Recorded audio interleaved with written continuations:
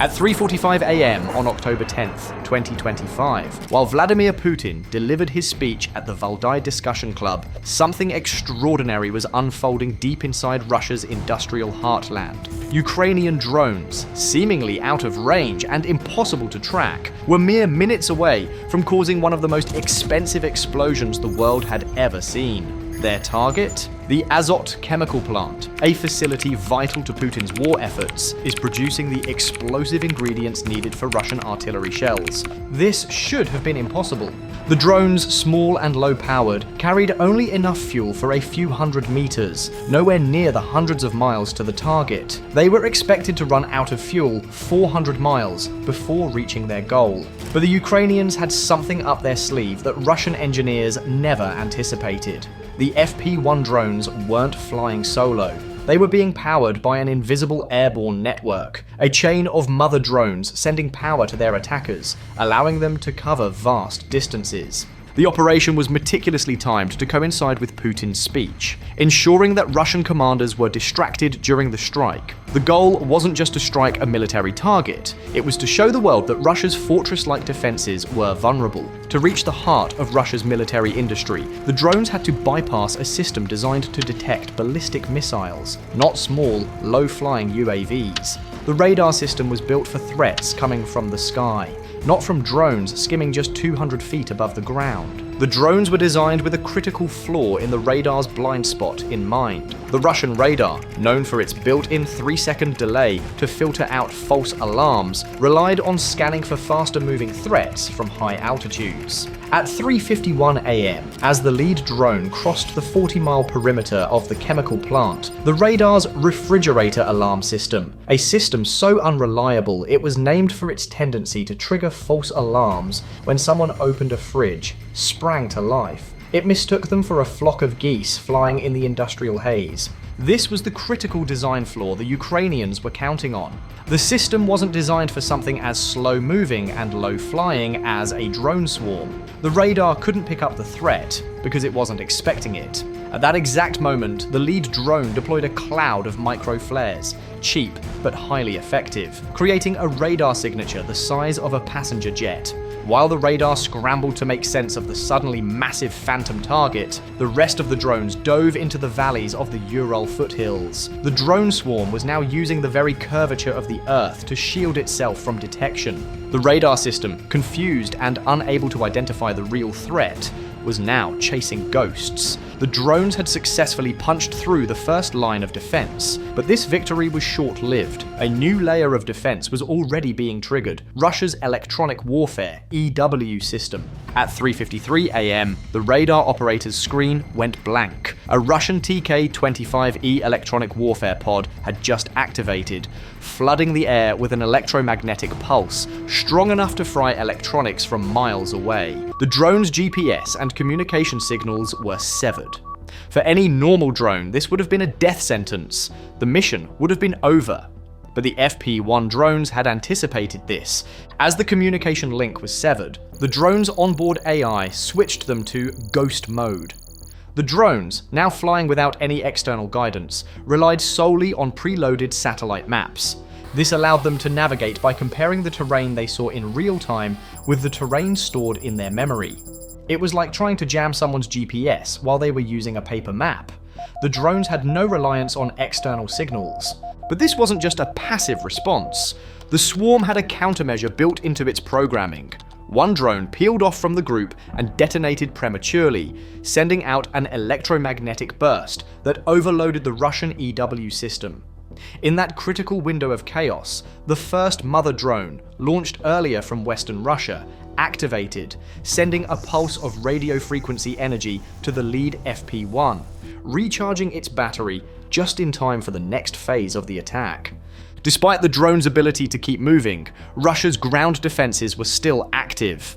At 3:55 a.m., tracers from machine guns lit up the sky, and Russian patrols on the ground responded in panic. A mobile surface-to-air missile, SAM launcher, was rushed into position. But this is where Ukraine's strategy would shine through. The entire operation had been timed around one critical factor: human reaction time. The commander of the SAM crew, likely distracted by Putin's speech just moments ago, had to scramble to issue orders. It took them a full 10 seconds to lock onto the drone swarm. This was the 10-second gap the Ukrainians had built their strategy around. As the SAM system locked onto its target, the drones executed their final deception. One drone climbed sharply, lighting up Russian radar as a decoy, while the real swarm dove low, hugging the terrain and dodging bullets. The AI-controlled drones made course corrections faster than the bullets flying past them. The drones' onboard systems were capable of making 50-millisecond adjustments, avoiding fire like pro athletes in the zone. Meanwhile, the second mother drone was activated, loitering 60 miles away, and disguised as a weather balloon to evade radar detection.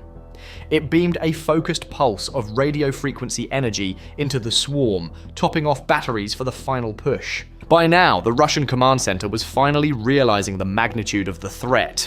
At 3:57 a.m., they sounded alarms, but it was already too late. The drones were almost on them. The plant's chemical safety systems began to activate, flooding the pipe junctions with foam, an emergency measure meant to prevent a disaster. But the Ukrainians had already mapped every inch of the plant, including the timing of the valves and the location of every pipe.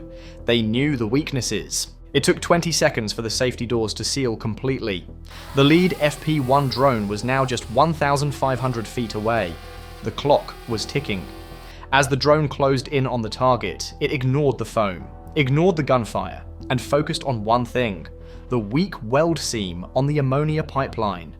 This was the Achilles heel of the entire facility, identified through a combination of satellite imagery and real-time thermal scanning. At 3:59 a.m., the drone struck the target. The impact was not just an explosion, it was a physics lesson at the speed of light. The drone's warhead deployed a shaped charge, triggering the Monroe effect. This effect focused the explosion inward, turning a solid copper cone inside out.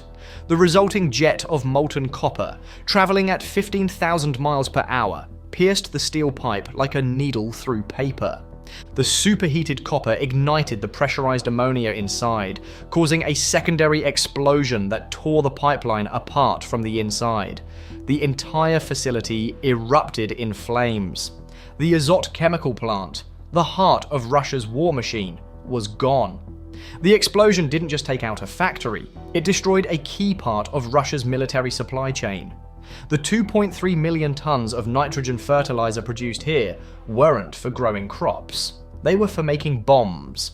While Putin was delivering his speech about Russia's invincibility, this explosion was delivering a live fact check. The destruction of the Azad Chemical Plant wasn't just a loss of infrastructure, it was a strategic crisis for Russia. With the plant destroyed, there were no more explosives for artillery shells. The cannons fell silent. Russian forces were now dealing with a significant shortage in supplies for their military operations. The video of the explosion went viral, spreading across social media platforms in real time. Locals filmed the blaze, and the footage was uploaded for the world to see. The myth of a secure Russian heartland was shattered. Putin's claims of invulnerability now seemed hollow, exposed for all to see. This drone strike created an impossible choice for Russia's generals. Do they pull their advanced Panzer air defense systems from the front lines to guard critical factories deep inside Russia? Or do they leave the heartland exposed and risk further attacks? The cheap drones had neutralized a billion-dollar asset and caused a ripple effect that stretched back to the front lines.